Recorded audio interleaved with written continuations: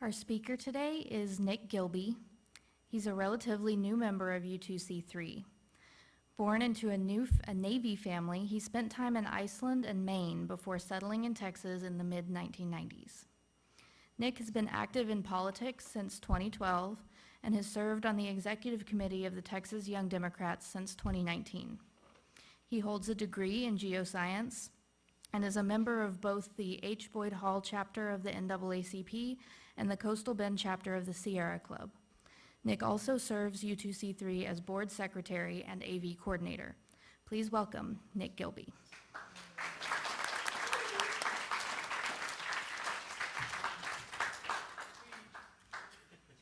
We'll get to that. Walk comes before speech. I don't want to fall on the way up here. So, when I agreed to do this talk, I had no data for my final project for school. I didn't know what was going to come up. I didn't know what I was going to find. I didn't know if I was going to have anything interesting. And then I found something interesting that we'll get into in a little bit, which is, I may have had a mild crisis when I came up with some of the data I came up with. So what's the first thing you think of when you think of water? We live along the coast, so it's probably the Gulf of Mexico. Maybe, since it's been in the news so much, you'll think about our current water situation, and which is concerning to say the least, which is part of what we'll get into in a minute. Every living thing you see crawling, climbing, walking, and flying all go back to some creature that decided to leave the ocean. And I blame that creature for pretty much everything in the world. Of course, water is also an extremely important part of several of the world's religions. Wow, I am hitting that hard. I grew up Episcopalian, so my knowledge on water in religion is decidedly cross-shaped. I had water sprinkled across my forehead when I was a baby, and they included me in their club from then on. When I moved to Corpus as a kid, I was old enough to become an acolyte in my church. I got to wear the fancy robes, and around that time I was also confirmed in the church, which according to the Episcopal Church itself means to express a mature commitment to the church, to Christ. A bit of a miss there. I was only 13, so it's kind of hard to fit that definition. To get back on topic, I think there was water involved in my confirmation too. If nothing else, I drank it, so I'll count it. Like I said, as an acolyte in the church, I would get to wear the fancy robes, and they would instantly lose their appeal when the air conditioning went out. And I would carry the cross during service and help Father Richard with communion each week. Every once in a while, when there wasn't much wine left, he would give a little extra dilution and let me drink it. And it was good wine for a 13-year-old. Water serves an important role in nearly all of the world's religions. With respect and love to all of them, I can't possibly fit every connection to water in religion with the time I have. So I'll only say that for the most part, water is viewed as something to purify, cleanse, or restore both physically and spiritually, and is sometimes used as a symbol for a deity themselves. Of course, it's also an awesomely destructive force, as we saw in North Carolina last year. The flood that led Noah to build his ark is a story that's found in histories of several cultures around the same time, suggesting that there's some truth to the story. Here at U2C3, we don't use water a lot in our services. We do have the water communion that'll be coming up somewhat soon, but beyond one service per year, how do we connect as UUs with water around us? I know Django loves kayaking, which is a great way to connect to the water if you have much better balance than I do. I've kayaked once and fell in many, many times. One of the best ways to connect as a UU with anything is to go through our values one by one and to see how we can connect. So let's do that. Our first value is interdependence. We honor the interdependent web of all existence and acknowledge our place in it. Our place should not be to control existence around us, but it should be to preserve it. We have to acknowledge that we have a debt to pay to all of nature around us for giving us a paradise of a home. even with the heat and humidity. We should feel connected to water through our shared marine ancestry and with all other living things. In that, it is our place to preserve the water around us. It is our place to preserve Corpus Christi Bay. It is our place to preserve the Nueces River, and is even our place to preserve places like Choke Canyon and Lake Corpus Christi, even though both were created by humanity. Their ecosystems have adjusted, and they too should be included in our responsibility to preserve, and not just because of our need for drinking water. Our next value is pluralism. We are all sacred beings, diverse in culture, experience, and theology. We should honor the practices and rituals of our fellow humans, whether it be sprinkling water on a baby's forehead or filling a cup until it runs over to honor a recently deceased friend or family member. But sacred being shouldn't stop with humanity.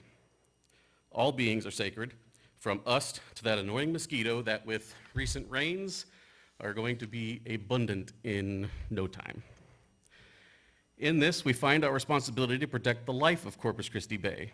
The bay was once home to oysters and shrimp in abundant enough supply to support an industry.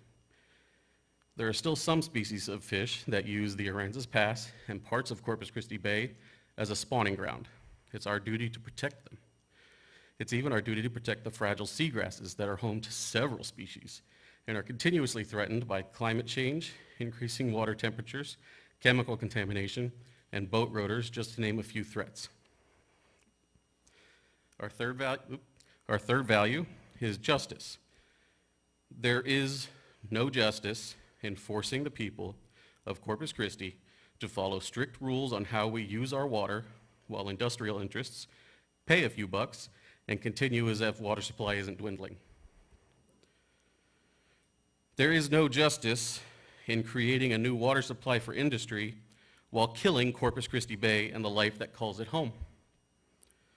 There is no justice in a desalination plant encroaching on what's left of one of the oldest and the only majority black community in Corpus Christi, already devastated by the construction of a new bridge. There is no justice in constructing a drought-proof water supply if in so doing, the price of our most basic need is put out of reach of even one person. Our next value is transformation. It tells us that we must adapt to the changing world. Sometimes adapting to the changing world means stopping a change that would be harmful, like community members did with the Las Brisas plant about 15 years ago. It was a pet coke plant that promised to pollute quite a lot, and the community got together and stopped it.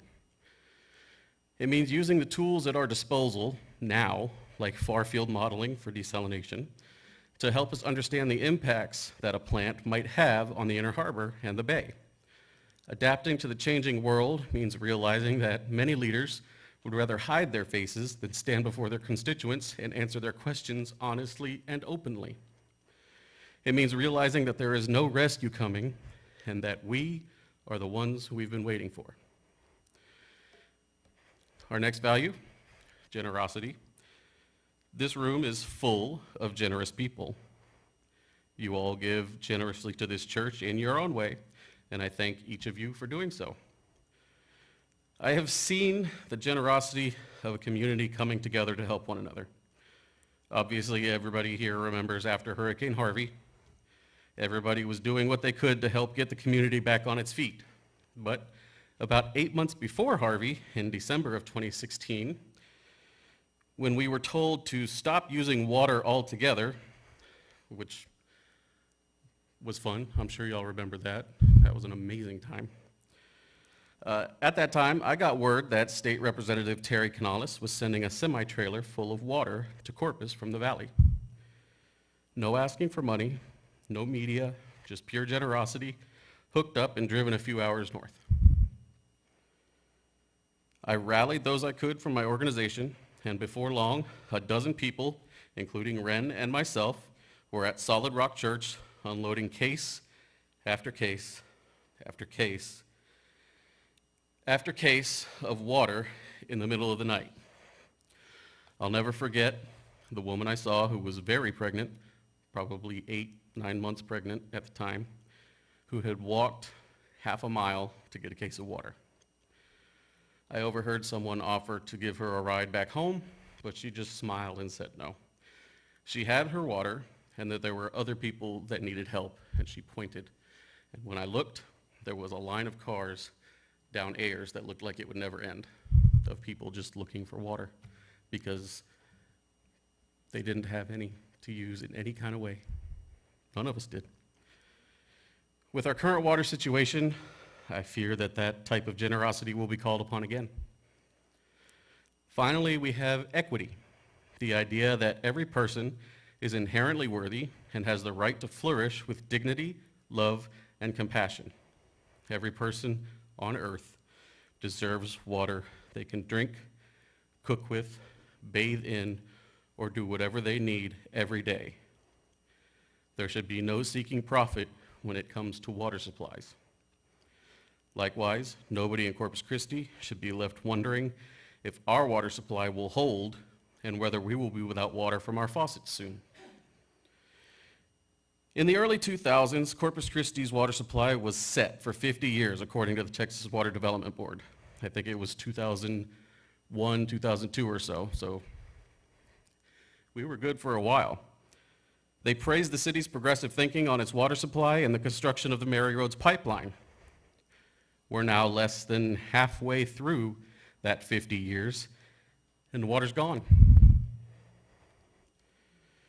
Climate change and droughts have played their part, especially around 2011, when Texas had its driest month on record, and we lost more water in the state to evaporation than all the people of Texas consumed combined. But in Corpus Christi, the answer is pretty simple. Industry drank it.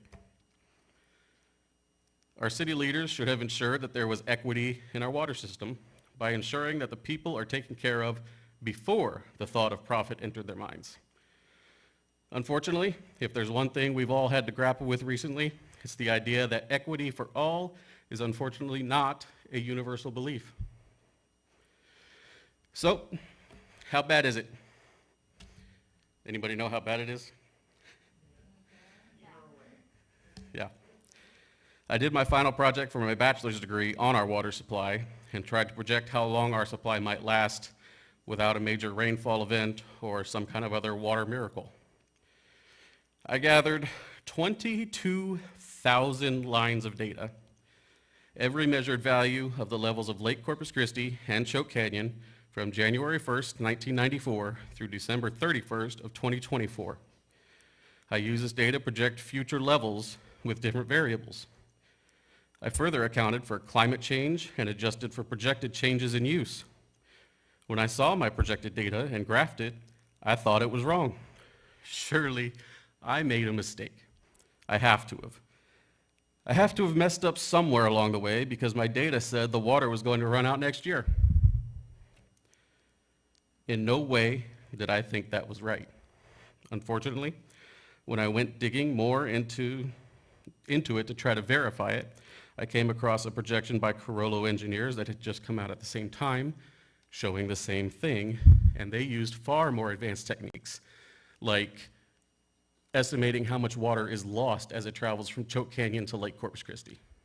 They were way more advanced, but they said the same thing I found.